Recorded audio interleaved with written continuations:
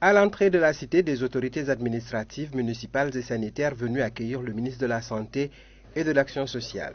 Dr Marie-Hemes Ngomdia est venue une semaine à l'avance s'enquérir des dispositions prises pour le pèlerinage marial de Popenguine. 7 à 10 postes médicaux avancés, ça c'est pour avoir l'offre de proximité.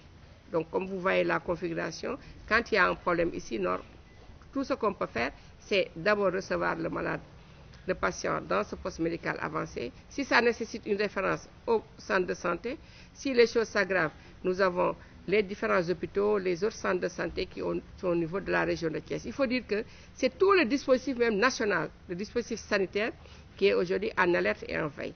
Au-delà des postes médicaux avancés, il y a les postes médicaux fixes et des moyens d'évacuation adaptés. Il y a ces postes de prestation fixes, je l'ai dit, mais également il y aura des ambulances. Quand on parle de référence, il y aura des ambulances.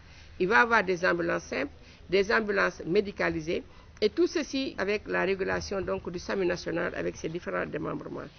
Le service national de l'hygiène est déjà à pied d'œuvre avec une centaine d'hommes, une dizaine de véhicules, des produits désinfectants et des pulvérisateurs. Mais le SNH dispose d'équipements capables de vérifier la qualité de l'eau distribuée. Cette eau devra être contrôlée pour d'abord éliminer les agents pathogènes. Vous avez vu donc aujourd'hui les appareils dont dispose le service national de l'hygiène pour le contrôle de ces agents pathogènes qui peuvent donner des maladies. Voir le chlore, voir s'il y a des métaux lourds comme le plomb, le cadmium, etc.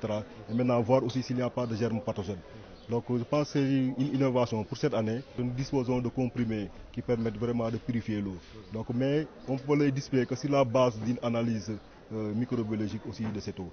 La surveillance physico-chimique et bactériologique de l'eau est essentielle pour assurer la santé à des milliers de pèlerins et à des résidents. C'est une exigence de la foi et de la raison. Lu tax ngeen teew fi da ngeen am li leen yëkkati mooy santé wërgu yaram nag mën na ko fooyee parce que wërgu yaram ci moo ëmb lépp. Le ministre a largement échangé avec les autorités en charge du pèlerinage, une occasion pour rassurer sur la situation épidémiologique nationale. Le Crimée-Congo, mais je voudrais essayer de rassurer que le deuxième cas qu'on a eu est actuellement guéri, en train de vaquer à ses préoccupations, mais dire que cela ne veut pas dire qu'on ne va pas encore en trouver parce que nous avons un système de surveillance épidémique très robuste au Sénégal. Nous cherchons, nous trouvons, nous investiguons et nous faisons la réponse. Je pense que c'est ça qui est important. Popenguine, c'est aussi une marche pour laquelle l'hydratation est essentielle. Boire fréquemment et disposer d'un masque. S'ils peuvent venir avec des masques, qu'ils le fassent. Nous, on fera en sorte de distribuer également les masques que le ministère a bien voulu mettre à notre disposition.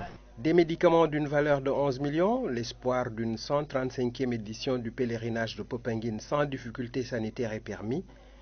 Les dispositions médico-sanitaires nécessaires ont été prises par le niveau central. Au niveau opérationnel, tout le monde est prêt, pas que pour donner des soins, mais aussi pour sensibiliser et prévenir. Une mission dont le SNH et le SNEPS s'acquittent consciencieusement.